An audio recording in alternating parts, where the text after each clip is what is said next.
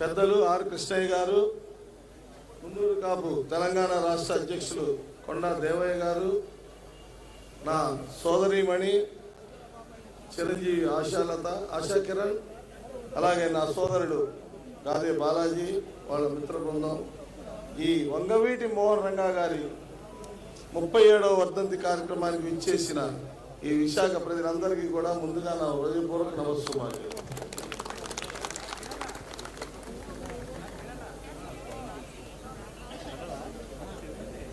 ముప్పై 37 ఏళ్ళు గడించిన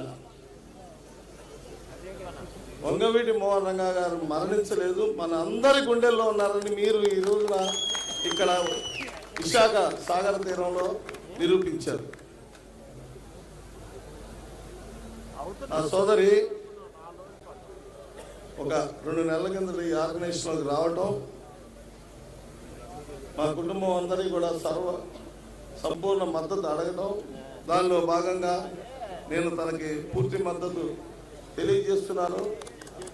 అలాగే తను తీసుకునే భవిష్యత్తులో ఆశా కిరణ్ తీసుకునే ఎలాంటి సాహసోపేతమైన నిర్ణయానికై నేను పూర్తి మద్దతు ఇచ్చి తన వెన్నంటి నిలబడతానని సభాముఖంగా మీకు అందరికీ తెలియజేస్తున్నాను.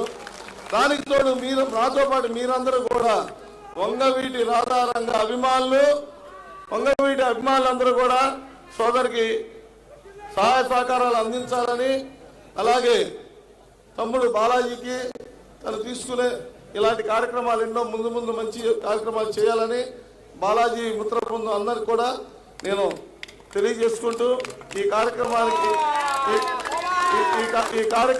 ఇచ్చేసిన మీకు అందరికీ కూడా హృదయపూర్వక ధన్యవాదాలు తెలియజేస్తున్నాను.